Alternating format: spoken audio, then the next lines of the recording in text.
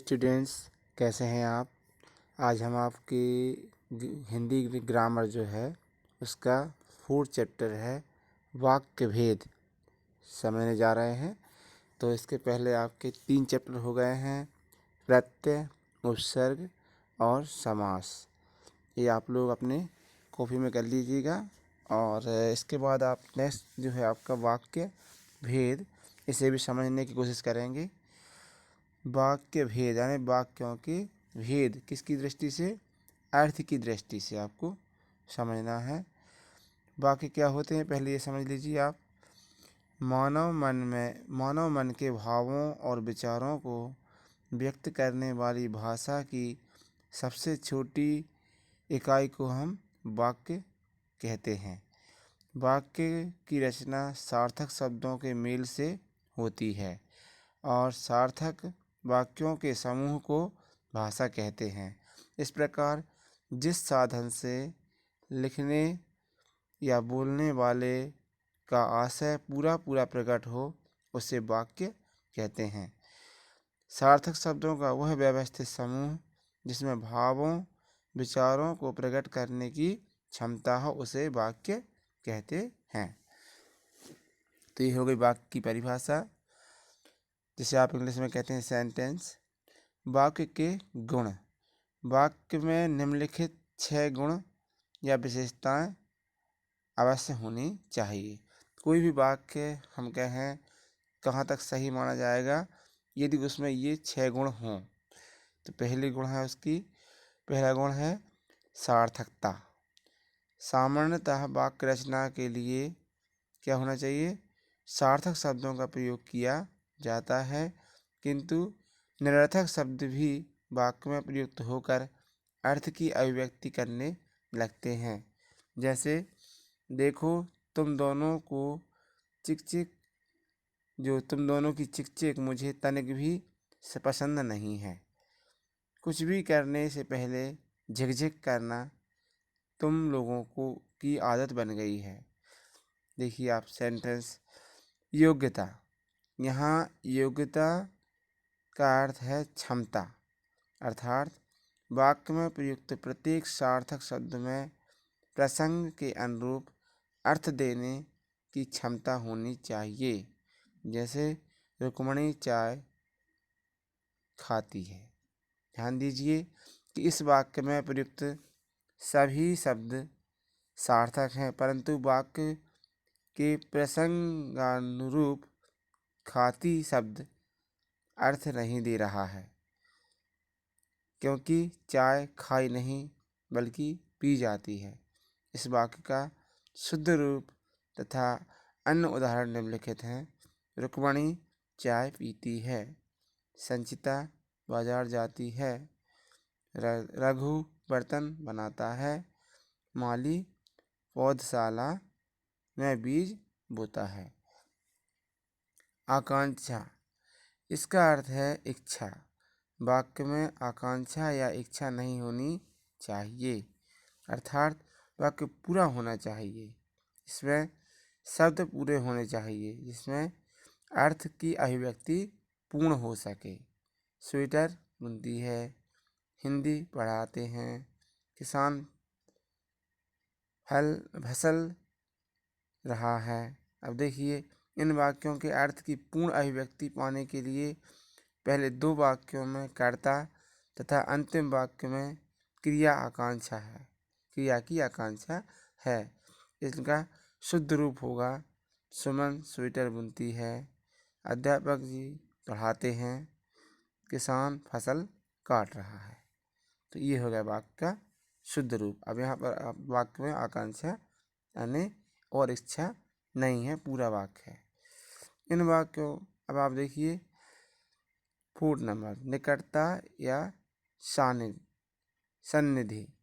लिखते या बोलते समय वाक्य में प्रयोग किए जाने वाले शब्दों में परस्पर निकटता होना आवश्यक है।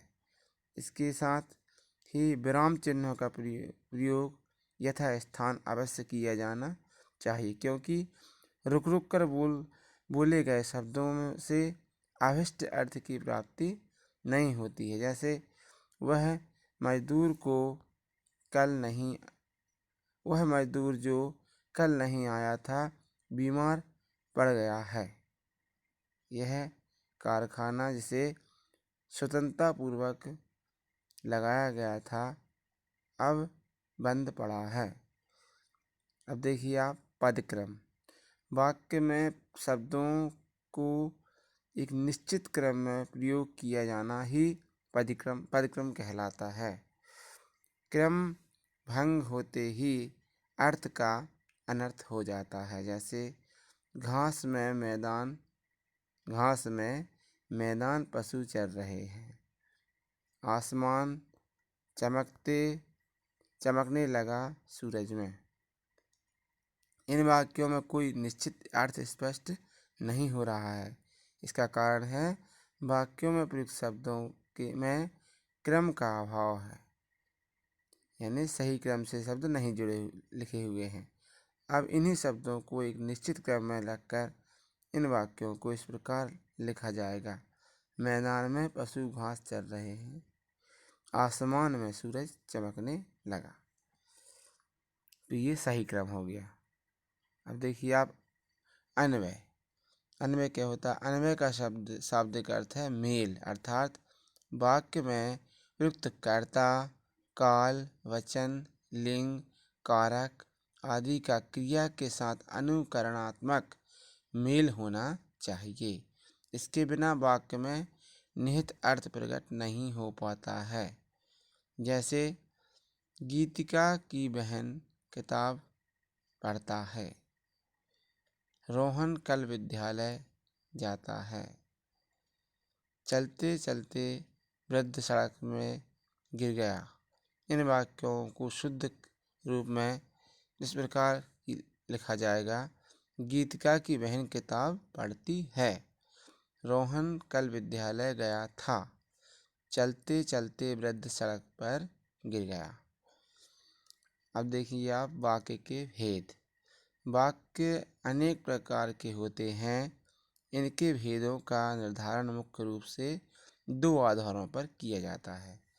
पहला वाक्य भेद देखिए, अर्थ के आधार पर वाक्य के भेद और रचना के आधार पर वाक्य भेद। तो हमें यहाँ पर क्या पढ़ना है? अर्थ के आधार पर वाक्य भेद, जो कि आपके कोर्स में है। अर्थ के आधार पर वाक्य भेद। वाक्य से किस प्रकार के अर्थ का बोध हो रहा है? हम देखते हैं वाक्य से किस प्रकार के अर्थ का बोध हो रहा है।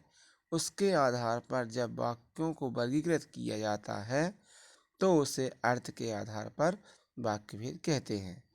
इसके अंतर्गत वाक्यों को 8 भागों में बांटा गया है।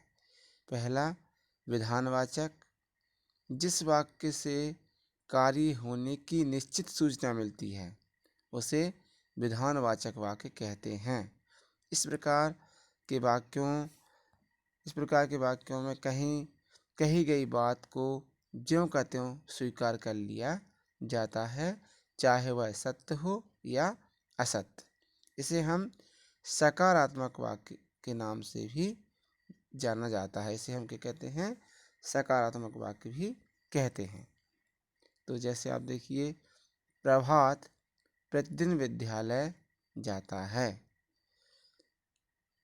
मजदूर ने परिश्रम पूर्वक काम किया, बहुत से अधिकारी ईमानदार होते हैं, चोर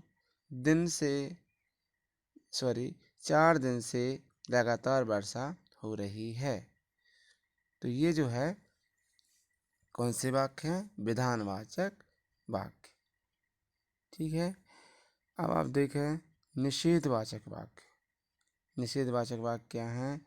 जिस वाक्य से काम न करने या होने का भाव प्रकट होता है उसे निषेधवाचक वाक्य, जिसे आप नेगेटिव सेंटेंस भी कहते हैं इंग्लिश में, निषेधवाचक वाक्य कहते हैं। इन वाक्यों में नहीं, मत, ना लगा रहता है। इन वाक्यों को निषेधात्मक या नकारात्मक वाक्य के नाम से भी जाना जाता है, नेगेटिव सेंटेंस। तो प्रभात प्रतिदिन विद्यालय नहीं जाता। मजदूर ने परिश्रम पूर्वक काम नहीं किया। बहुत से अधिकारी ईमानदार नहीं होते। 4 दिन से वर्षा नहीं हो रही है। तो ये हो गए आपके निषेधवाचक वाक्य। हमें उम्मीद है आप लोग समझ रहे होंगे, और आप लोग ने इंग्लिश में ही पढ़ते हैं टाइप ऑफ सेंटेंस, तो उसका भी आप हिंदी ट्रांसलेट करेंगे तो आपको समझ में आ जाएगा।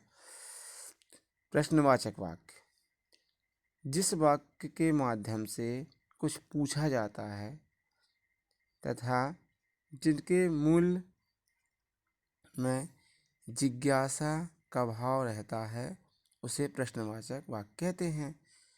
इनमें क्या, कब, कहाँ, कैसे, कौन, क्यों, किसका, किसकी, किसके, किनका आदि प्रश्नवाचक शब्दों का प्रयोग प्रश्न पूछने के लिए किया जाता है। इस प्रकार के वाक्यों के अंत में प्रश्नवाचक चिन्ह का प्रयोग अवश्य होता है। जैसे प्रभात प्रतिदिन विद्यालय कैसे जाता है? क्या बहुत से अधिकारी नहीं होते हैं? यहाँ पर सिर्फ लिखा है नहीं होते हैं, ईमानदार होना चाहिए था, क्योंकि ऊपर 2 सेंटेंस में हमने ईमानदार देखा है। क्या बहुत से अधिकारी ईमानदार नहीं होते हैं, या सिर्फ यही देखें तो भी चलेगा, क्या बहुत से अधिकारी नहीं होते हैं, तो भी क्वेश्चन तो कर रहा है वाक्य। मजदूर परिश्रम पूर्वक कहाँ काम करता है? 4 दिन से लगातार वर्षा कहाँ हो रही है? आज्ञावाचक वाक्य, जिस वाक्य में से आज्ञा या अनुमति देने अथवा लेने का भाव प्रकट होता है उसे आज्ञावाचक वाक्य कहते हैं। ऐसे वाक्यों को विधिवाचक वाक्य भी कहा जाता है। यानी आज्ञा, यहाँ पर ऑर्डर दिया जाता है, प्रभात प्रतिदिन विद्यालय जाया करो। अधिकारीगण अपने काम में ईमानदारी दिखाएं। मजदूरों परिश्रम पूर्वक काम शीघ्र पूरा करो। सुमन कृपया मेरे लिए एक नया स्वेटर बुन दो। तो ये जो है आज्ञावाचक वाक्य है। तो ये वाक्यों को आपको ध्यान से समझना है, क्योंकि फिर एक्सरसाइज में आपको क्वेश्चन दिए जाएंगे, वाक्य लिखे रहेंगे, आपको पढ़कर बताना है कि ये इनमें से कौन सा वाक्य है। तो इसके बाद इच्छावाचक वाक्य, जिस वाक्य से कर्ता की आकांक्षा, इच्छा, कामना या आशीर्वाद का भाव प्रकट होता है उसे इच्छावाचक वाक्य कहते हैं। जैसे ईश्वर करे आपकी यात्रा मंगलमय हो। हम दोनों की इच्छा है कि हम साथ साथ रहें। आपको नववर्ष की बहुत बहुत बधाइयाँ। ईश्वर अच्छे काम करने के लिए सभी को सद्बुद्धि दे। तो ये हो गई है इच्छा, तो इसे हम इच्छावाचक वाक्य कहते हैं। विस्मयादि वाचक वाक्य, जिस वाक्य से विस्मय, भय, हर्ष, दुख, शोक, घृणा आदि का भाव प्रकट होता है उसे विस्मयादि वाचक वाक्य कहते हैं। इसका दूसरा नाम उद्गारवाचक वाक्य भी है। इस प्रकार के वाक्यों के अंत में विस्मयादिवाचक चिन्ह लगा होता है। इनकी पहचान आहा, आह, ओ, अफसोस, छी, वाह, अरे, शाबाश आदि देखकर की जा सकती है। तो आप लोग विस्मयादिवाचक चिन्ह का प्रयोग प्रायः इन शब्दों के बाद में किया जाता है। जैसे आहा, यह पहाड़ी दृश्य कितना मनोरम है। अरे, यह सुंदर स्वेटर तुमने बुना है। वाह, डेविड मिलर ने क्या शानदार बल्लेबाजी की जो हारते मैच को जिता गया। हाय, चोरों ने सारा माल साफ कर दिया। अफसोस, गोदाम में लगी आग से सामान जलकर राख हो गया, सारा सामान जलकर राख हो गया। संदेहवाचक, जिस वाक्य में काम पूरा होने में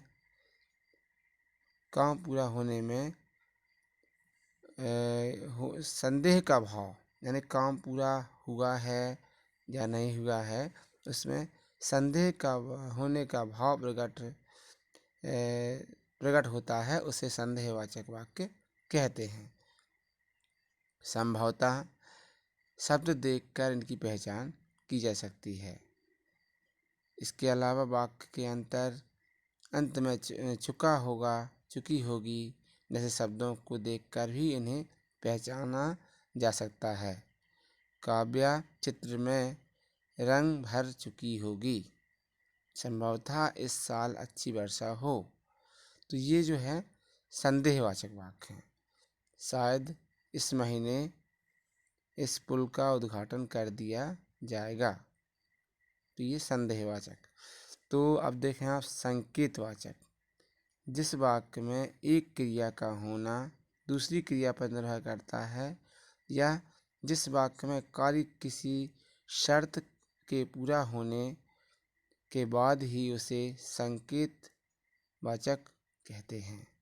यानी जिन वाक्यों में एक क्रिया का होना दूसरी क्रिया पर निर्भर करता है, या जिस वाक्य में कार्य किसी शर्त के पूरा होने के बाद ही हो, उसे संकेतवाचक कहते हैं।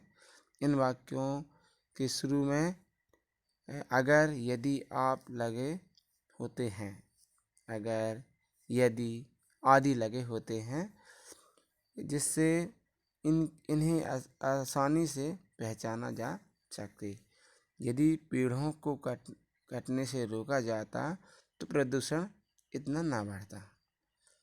यदि बाढ़ ना आती तो फसलें नष्ट ना होती। तो ये है संकेतवाचक वाक्य।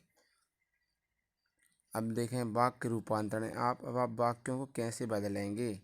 एक वाक्य से दूसरे वाक्य को मैं कैसे चेंज करेंगे, या आप वाक्यों को पढ़कर कैसे बताएंगे कि कौन सा वाक्य है। तो वाक्य के कर्ता, कर्म, क्रिया को बदले बिना एक प्रकार के वाक्य से दूसरे प्रकार के वाक्य में बदलना वाक्य रूपांतरण कहलाता है। एक ही वाक्य का रूपांतरण हम अर्थ के भेद के अनुसार 8 प्रकार के वाक्यों में कर सकते हैं। एक उदाहरण द्वारा इसे स्पष्ट रूप से समझा जा सकता है। सुमन बहुत अच्छा पत्र लिखती है, विधानवाचक वाक्य है। सुमन बहुत अच्छा पत्र नहीं लिखती है, निषेधवाचक। क्या सुमन बहुत अच्छा पत्र लिखती है, प्रश्नवाचक। यदि मैं कहता तो सुमन बहुत अच्छा पत्र लिखती, संकेतवाचक। संभवतः सुमन ने ही बहुत अच्छा पत्र लिखा, संदेहवाचक। मेरी इच्छा है कि सुमन बहुत अच्छा पत्र लिखे, इच्छावाचक। सुमन बहुत अच्छा पत्र लिखो, आज्ञावाचक। अरे इतना अच्छा पत्र सुमन ने लिखा, उद्गार या विस्मयादिवाचक। तो ये आपने एक ही वाक्य के सारे रूपों में जितने आपके होते हैं 8, इनमें आपने बदल दिया। ये होगा आपका वाक्य रूपांतरण। इसके बाद प्रश्न अभ्यास है आपके। ये यदि चौकीदार जाग रहा होता तो चोरी ना होती। तो ये है संकेतवाचक। यहाँ संकेतवाचक बता रहा है। इसी प्रकार से आप जो वाक्य पूरे पढ़ लेंगे और उनके आंसर भी लिखे हैं, पहले आप अपने हिसाब से करने की कोशिश करें। उसके बाद आंसर देखकर भी आप मैच कर लीजिएगा कि आपने कहाँ तक सही किया है। इसके बाद और भी हैं आगे आपके, ये पूरे आप लोग पढ़ेंगे और इनकी एक्सरसाइज भी समझेंगे। इसके बाद क्या करेंगे, आप इन्हें अपनी कॉपी में करने की कोशिश करेंगे, जिससे कि आपको एग्ज़ाम में लर्न करने के लिए आवश्यक सुविधा रहे। और कुछ स्वयं करने के लिए भी हैं, तो इन्हें आप स्वयं कर देखें कि कहाँ तक आप इन्हें सही कर पा रहे हैं। तो ये हो गए आपके वाक्य। धन्यवाद।